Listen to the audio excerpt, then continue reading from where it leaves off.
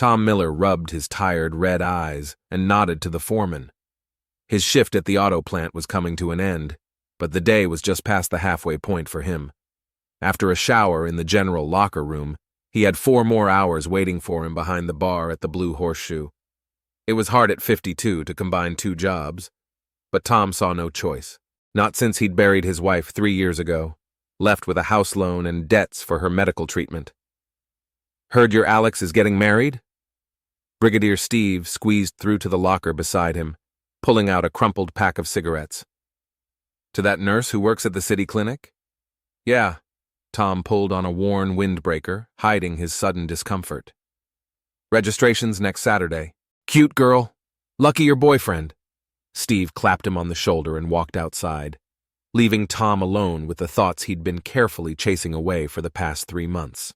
Tom slammed his locker shut with force, as if trying to lock the misplaced memories in there. Stepping out of the factory gate, he staggered to the bus stop, ignoring the fine rain. Ravenwood had never been a pretty town, but now, in late October, the gray gloom made it especially dreary. The industrial section with its smoky chimneys, the rows of identical houses, the faded store signs, all spoke of a town that was going through a bad time. The bus was late, as usual. Tom ran his hand through his cropped, graying hair, picking up raindrops. For a moment, he imagined what his son would say if he knew the truth. Alex, who had always held his father up as a paragon of honesty, a simple welder with calloused hands and unfulfilled dreams of doing something more with his life, and with a secret that could ruin everything. "Lock the bike in the garage, the rain's getting heavier." Tom looked out the kitchen window when he heard the sound of a bike pulling up. Alex Miller turned off the engine of his old Harley, which he had rebuilt with his own hands from scrap metal. A worn leather jacket, a gift from his father for his 25th birthday, was thrown over the mechanic's overalls. Not the most practical thing for a man who spent his days up to his elbows in engine oil, but Alex wore it with pride.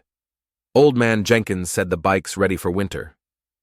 Alex shook the raindrops out of his dark hair as he entered the kitchen.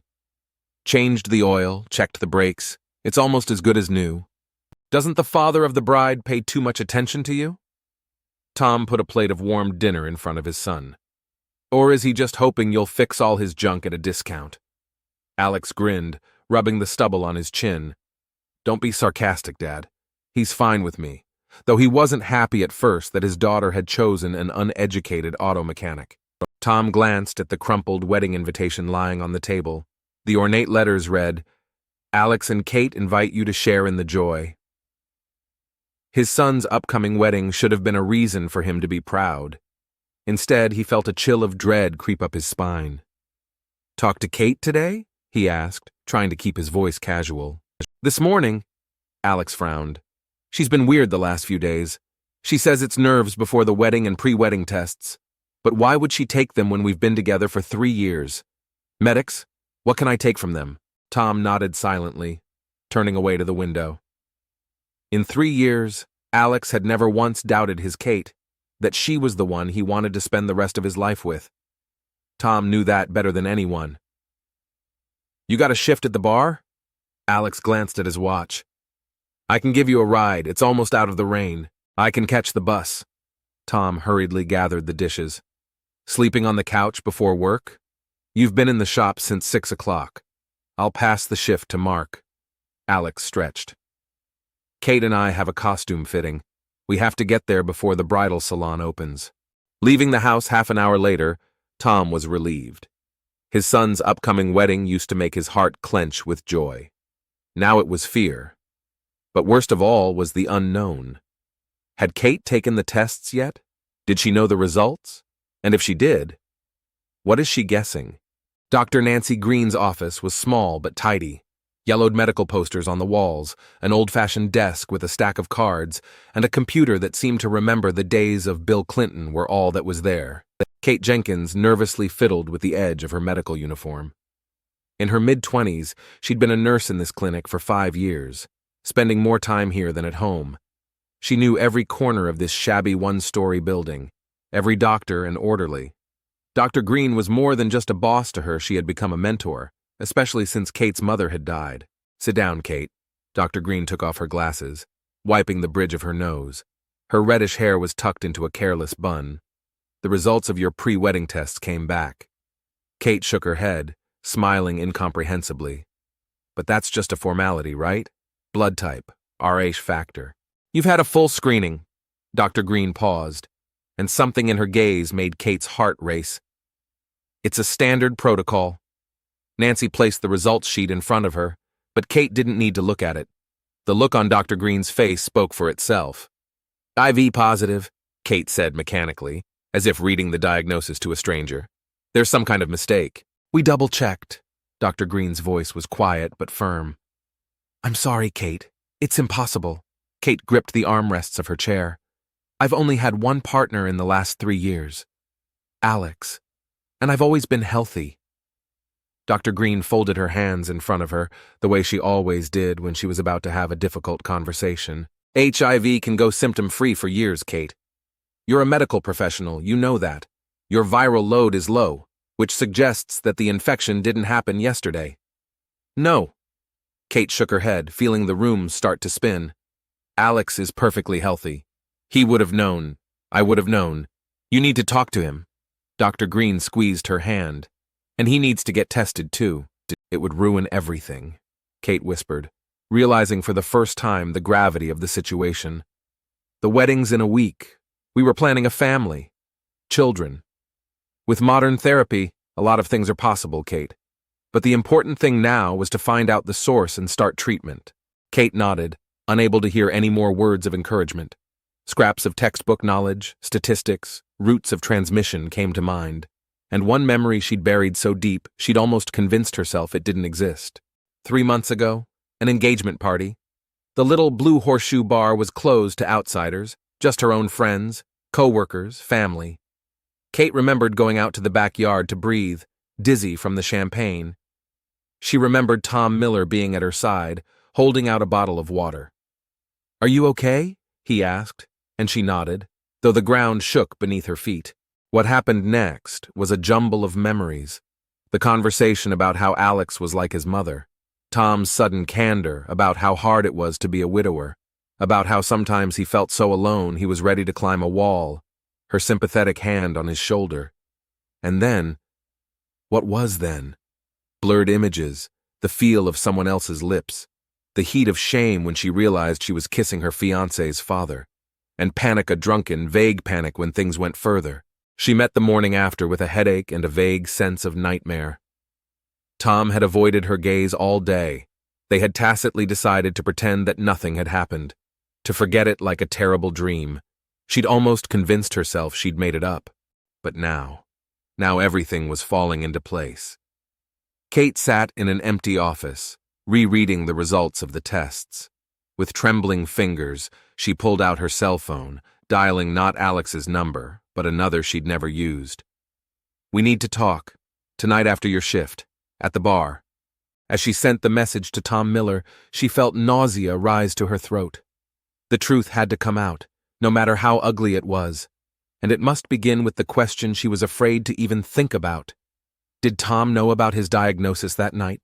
The Blue Horseshoe bar was empty on a weeknight. Tom wiped glasses, glancing at his watch. It was half an hour before closing time, but there were no customers. Only a regular customer, Eddie, was dozing in the corner over an unfinished beer. The bell above the door jingled, and Tom's heart skipped a beat. Kate stood on the threshold. Usually smiling, today she looked pale, with darkened circles under her eyes. To Alex, she would have told him she was tired after a double shift. But that's not what Tom noticed, a look of pain and fear. It was the look he'd seen in his mirror for the past 3 months. We're closing up, sweetheart, Eddie wheezed, raising his head. Unless you're here for your handsome fiancé. Eddie, Tom slid the check over to him. You should go. It's on the house. The old man grinned, but didn't argue. He finished his beer and walked out, leaving them alone. Tom locked the door behind him and flipped the sign closed. I got the test results back, Kate began without preamble, sinking into a bar stool. The pre-wedding tests, Tom. Tom froze, still holding the dish towel.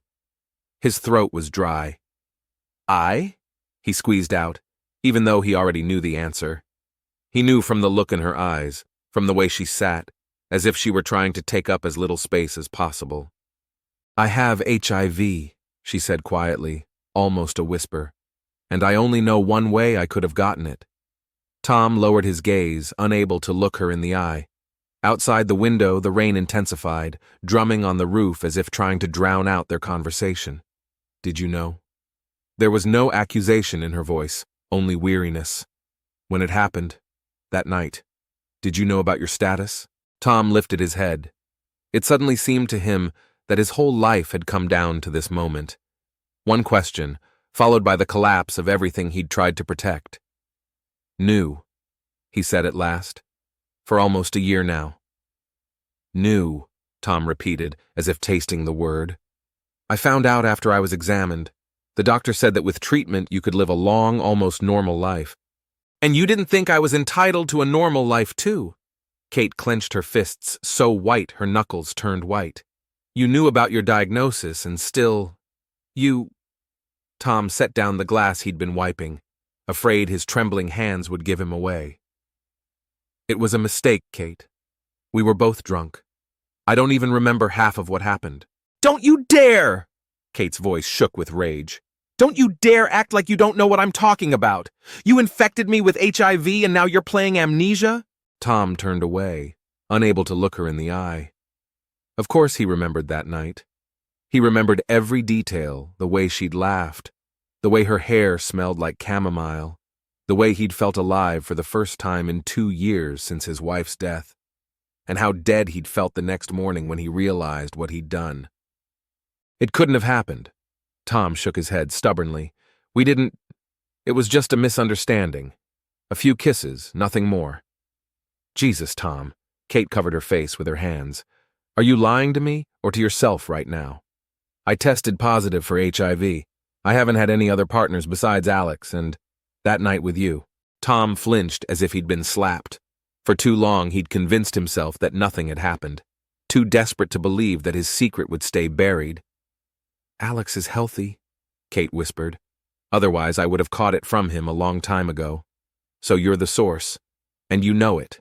Tom was silent, staring at his hands, work hands with calluses and scars, hands he'd used to build a house for his family, fix his son's car, hug his wife before she died, hands that he used to destroy his own child's future. "I need to tell Alex," Kate said. "He has to take the tests, and he needs to know the truth." "No!" Tom raised his head. There was fear in his eyes. "Please don't. It would kill him. What would it do to me, Tom?" Kate glared at him. "Am I supposed to hide the truth for the rest of my life? Build a marriage on lies? Treatment." Tom licked his parched lips. "Modern treatment suppresses the virus. You can live a normal life, have healthy children." "I'm a nurse, Tom. I know about the treatment," Kate replied tiredly. "But that's not the point. It's about truth. Trust. Alex loves you."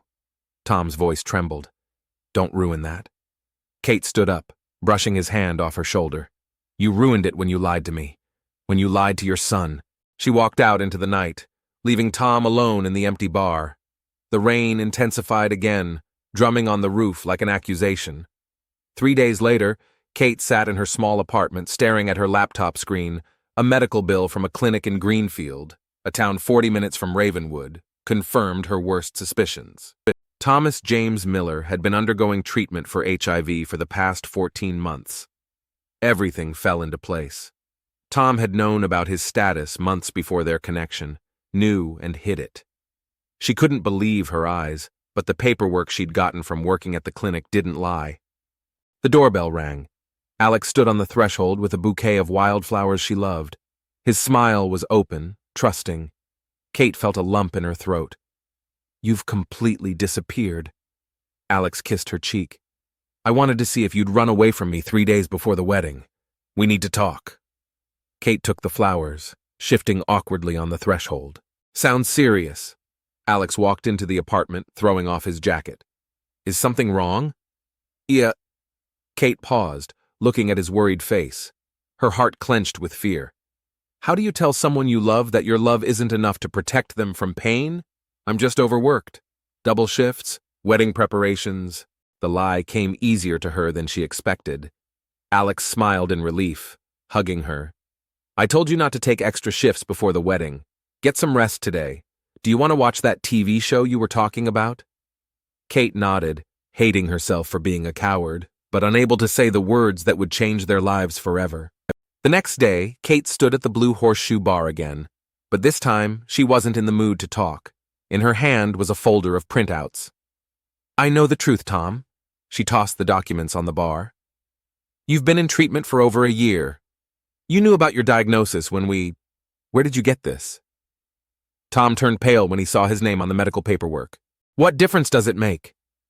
Kate looked at him with frustration and anger. You lied to me, condemned me to a lifetime of treatment, and now you're asking me to keep quiet?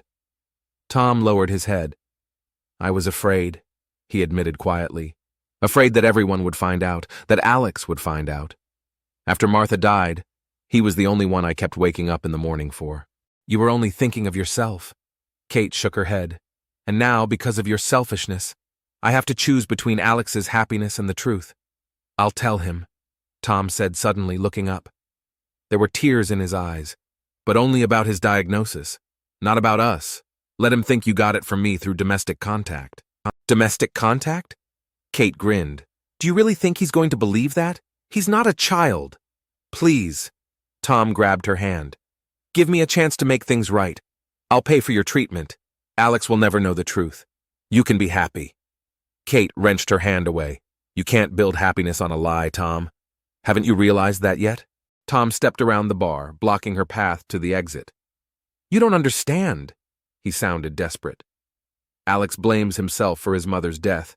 He thinks if he'd stayed home that day, he would have called an ambulance. If he finds out I infected his fiancée, too, it'll break him. Have you thought about what happens if he finds out the truth after the wedding? A year from now? 5 years from now? Tom was silent, and that silence was more eloquent than any words. I'll tell him, Kate said firmly. Tonight. No. Tom grabbed her by the shoulders. I'm begging you. I beg you. Let me go. Kate tried to pull away. You have no right to. Please. Tom wouldn't let go. I'll make it right. I promise. Tom! Kate! Dr. Nancy Green's voice sounded like a gunshot in an empty bar. They turned around as if caught in the act. Nancy stood at the entrance, looking perplexed at the scene before her. What's going on? She asked, stepping closer. Tom, let her go. It's not what you think. Tom stepped back, adjusting his shirt with trembling hands. What am I supposed to think? Nancy shifted her gaze from one to the other. Kate, are you okay? Kate nodded, rubbing her shoulder. The decision came suddenly, as if a key had turned in a lock. Dr. Green, she straightened up. I want you to listen. Tom, I'm giving you one day. Tomorrow after work, 6 o'clock sharp, you tell Alex the truth. The whole truth about my diagnosis, about how I got infected, or I will. Tom turned even paler, but nodded weakly, realizing he had no choice. Nancy, you're a witness. Kate turned to the confused woman. Tom will confess to Alex tomorrow. Otherwise, I'll tell him myself. Confess what? Nancy frowned. What are you talking about? Ask Tom, Kate said, heading for the exit. She turned around at the door. Tomorrow at 6, Tom. Don't be late. Kate lay awake, staring at the ceiling. Her heart was aching for the upcoming conversation. She imagined Alex's face when he learned the truth, his pain, his disappointment, his anger. Perhaps their relationship would end. She might lose the only man she'd ever truly loved. But Kate understood the truth, no matter how bitter, was better than a sweet lie. She couldn't build a family on a foundation of secrets and deceit. The phone vibrated with a message. Tom, I'll tell you everything. I promise. I'm sorry. Kate didn't answer. It was too late for an apology. Dr. Nancy Green was finishing her 3rd cup of coffee, reviewing test results. Kate's medical records lay in front of her. HIV positive. The same strain as Tom Miller, whose results she'd requested from the Greenfield Clinic after yesterday's incident. Nancy rubbed her temples. The puzzle was adding up, and the picture was not a pretty one. Kate, the engagement party 3 months ago, Tom carrying the burden of his diagnosis alone, and the wedding in 2 days. She sighed, closing the folder. Medical ethics obligated her to keep a patient's secret. But what to do when one patient's secret threatened the health and happiness of another? The decision was difficult, but necessary. Nancy dialed the number. 6 o'clock. Kate parked outside the Miller house. The lights in the windows were on, which meant someone was already home.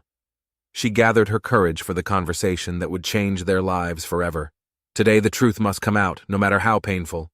Her cell phone rang, Nancy Green's number. "Kate?" The doctor's voice sounded strained. "Are you at the Millers?" "Yeah, I just pulled up. I'm going inside now, listen." Nancy paused, and something in her voice made Kate's heart clench. "I think you'd better not go in there." "Yeah, I did something." Kate frowned. "What are you talking about?" "I violated medical ethics." Nancy's voice shook. I told her about HIV, not everything, but enough to raise questions. I just couldn't keep quiet, you know? My conscience was killing me. Jesus. Kate closed her eyes, trying to comprehend the implications. "Who did you call? Tom? Alex?" There was a pause. A door slammed somewhere in the house. "I have to go." Kate threw the phone on the passenger seat. She got out of the car and headed toward the house. Her mind was swarming with thoughts. What exactly did Alex know? What did Tom know? Who was inside now? She needed to clear the air before the understatement led to more disaster. As she approached the porch, Kate noticed the front door was ajar. Muffled voices came from inside, but the words were indistinct. She carefully climbed the steps, trying not to make any noise. Pushing the door open, Kate stepped into the hallway. The voices were louder, coming from the living room. Someone was talking in a high-pitched tone, Tom or Alex. She couldn't make out. "I need to know the truth," came a voice that was a mixture of pain and anger. "Don't do something you'll regret," another voice answered, quieter and calmer. Kate took a step toward the living room when she realized something was wrong. The air seemed to thicken with tension. She sensed danger, but it was too late to retreat. "Alex? Tom?" she called out as she entered the room. "What's going on?" The figure in the shadows turned around. Kate saw the glint of metal. The next second, a flash lit up the room, and the deafening sound of a gunshot filled the space. Kate felt no pain, just shock and sudden weakness. She lowered her gaze and saw a blurry red stain on her chest. "How strange," she thought aloofly, sinking to her knees. Her ears were ringing and multicolored spots floated before her eyes. She saw the shocked faces of men she loved differently but equally dearly, saw their mouths open soundlessly, saying something, probably her name. What a stupid way to end it all. Kate's fading mind drifted as she collapsed onto the faded carpet.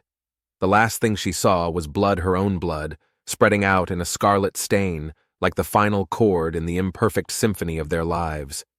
Detective Ray Donovan lowered the collar of his jacket, shielding himself from the fine rain, and walked under the yellow police tape. The Miller house, usually quiet and unremarkable, now pulsed with activity.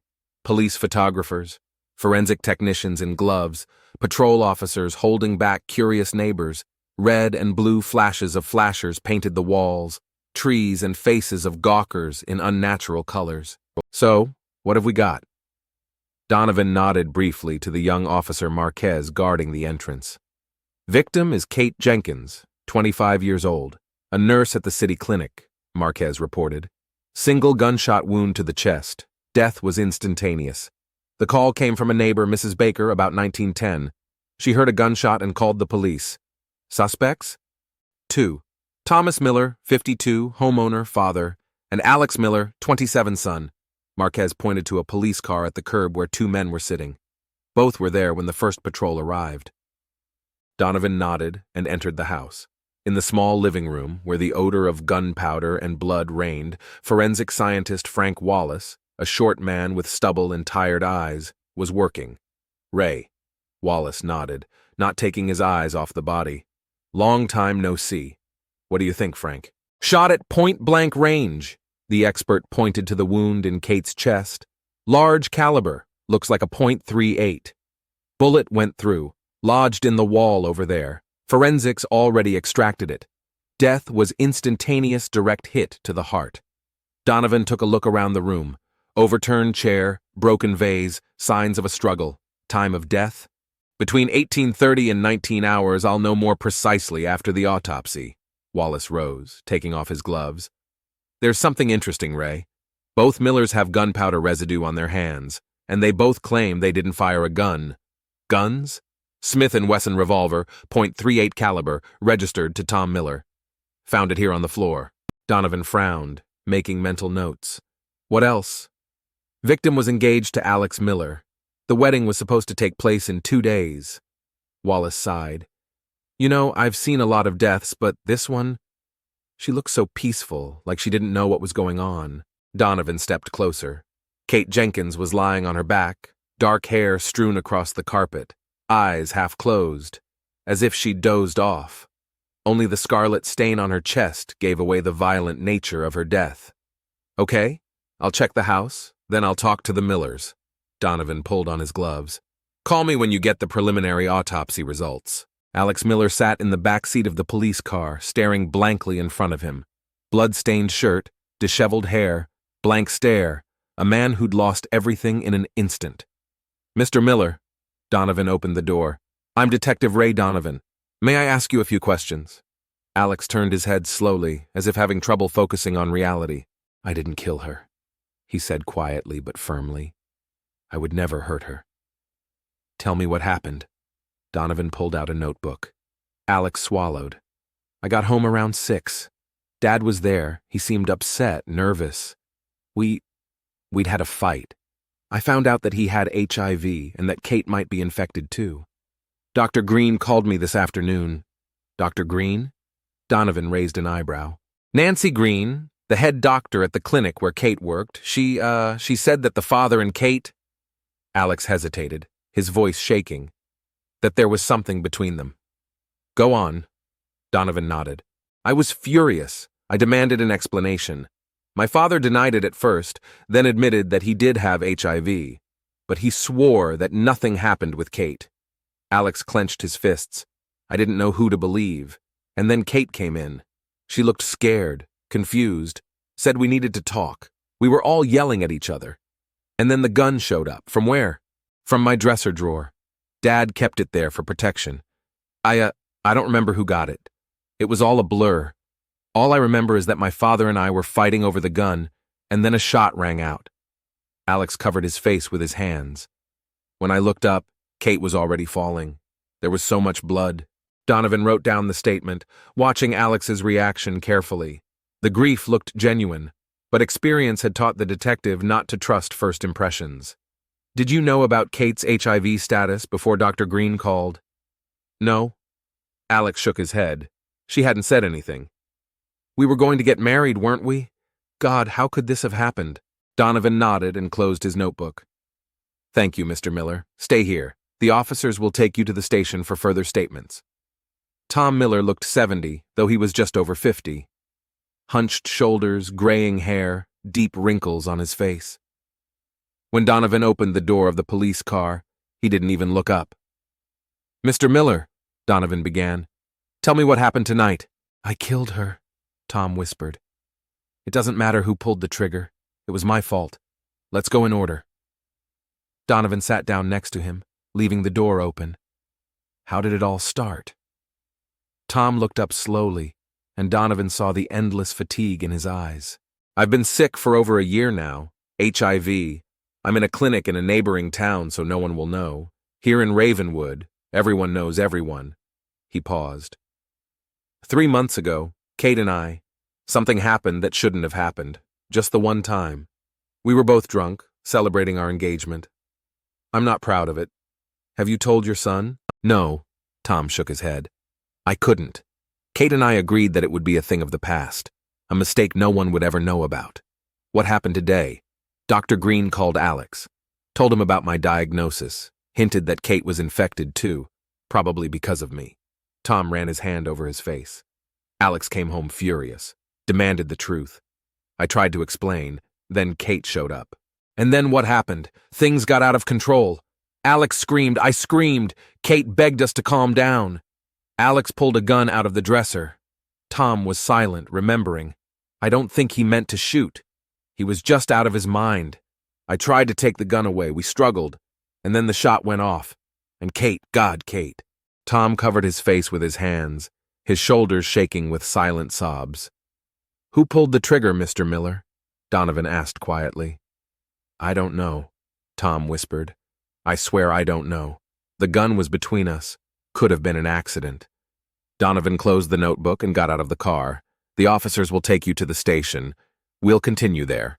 There was unusual activity at the Ravenwood police station, a small one-story building with shabby walls. 2 homicide units were working a case. Officers were gathering information, interviewing witnesses. Donovan stood at the picture board, trying to put the pieces of the puzzle together. I've got the preliminary forensics results. Sarah Chen, his partner, approached him. And something interesting. I'm listening. First, the gun has both Miller's fingerprints on it, which confirms the theory of a gunfight. Sarah opened the folder. Second, the powder residue on Tom's hands is stronger than Alex's, which could indicate that he was holding the gun when it was fired. Or that he was trying to take the gun away from his son, Donovan said. Yes, ambiguous, Sarah agreed. But the most interesting thing is in the medical report. Kate Jenkins was indeed HIV positive and pregnant. Donovan raised an eyebrow. Pregnant? By whom?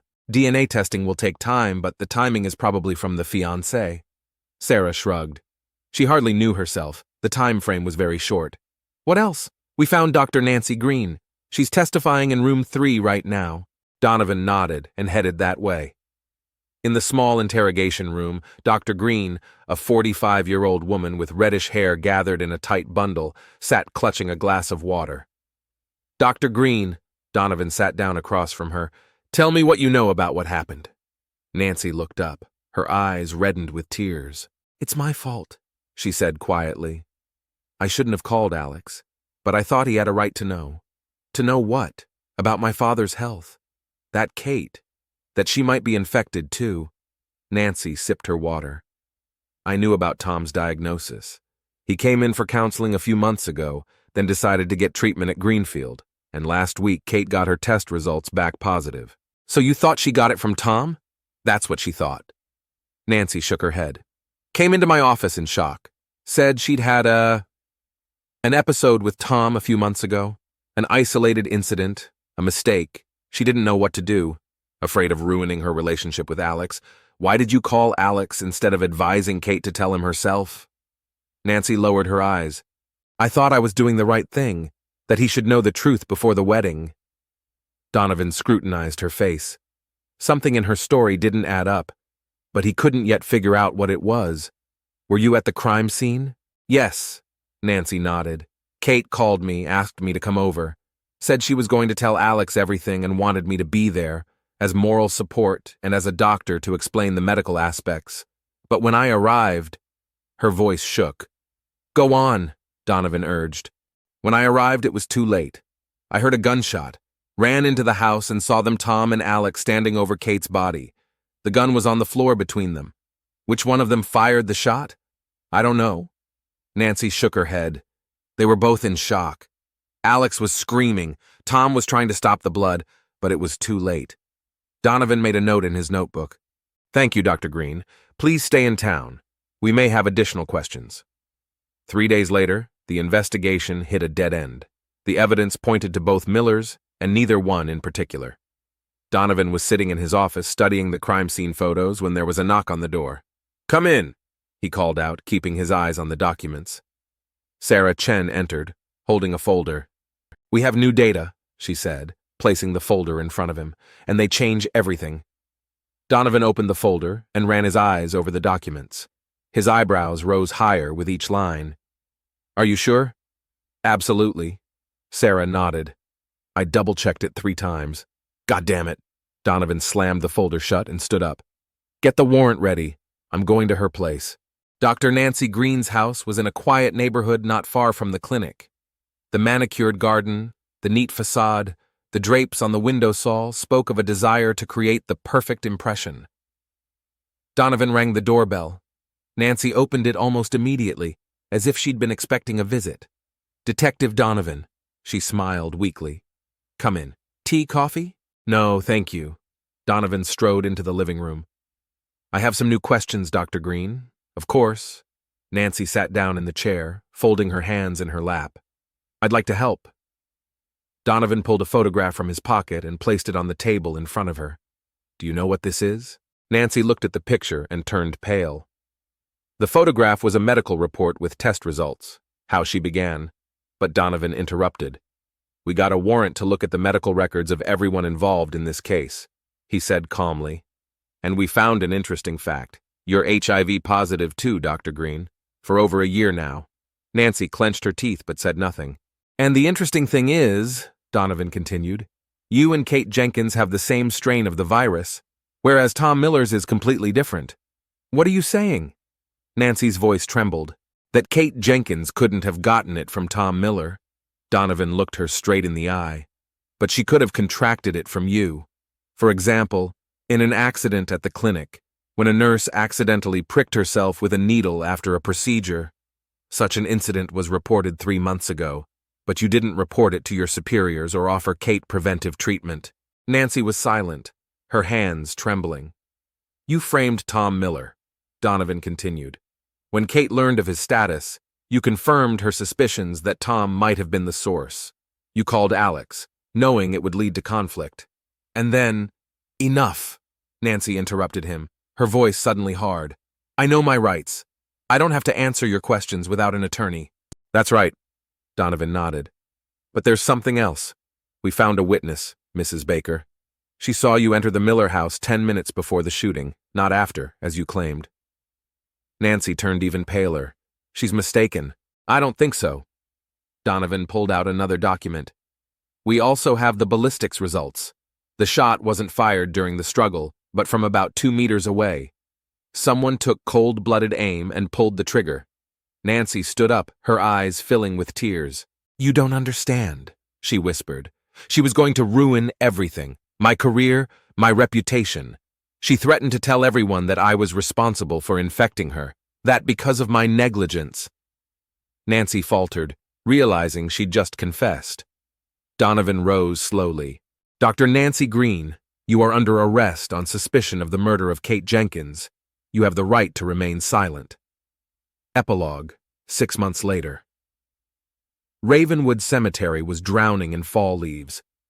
Detective Donovan walked down the narrow path, heading toward a fresh headstone. 2 men were already standing there, father and son, Tom and Alex Miller. Detective, Alex nodded, noticing him. I didn't expect to see you here.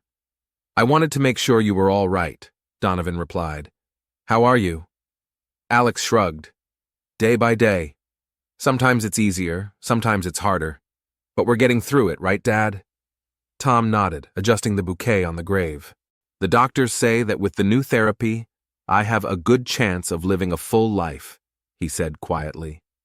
Long enough to right my wrongs, Nancy Green got a life sentence, Donovan reported, without parole. The court took into account the premeditated nature of the murder and the prior negligence that led to Kate's infection. You know? Alex ran his hand over the engraved name on the stone. I've been thinking a lot about what happened, about how one lie begets another, how secrets destroy lives. My son and I live honestly now, Tom added. No secrets, no lies. Even if the truth is painful, Donovan nodded, looking at the grave. Kate Jenkins's death had been a tragedy, but it had also been a catalyst for change. For the Miller family, for the clinic, for all of Ravenwood. She loved this town, Alex said, as if reading his mind. No matter what. Donovan put a hand on his shoulder. She'd want you to move on, both of you. Tom and Alex exchanged glances of silent understanding. They had come through the fire and survived, broken but not defeated. The pieces of their former lives would never fit together, but they could make something new out of them. Something based on the truth, no matter how bitter it was. Detective Donovan left them alone with the memory of Kate and headed for the cemetery exit. A gusty wind was tearing the last leaves from the trees. Autumn was giving way to winter as one chapter of life replaced another with pain, but also with the hope of renewal.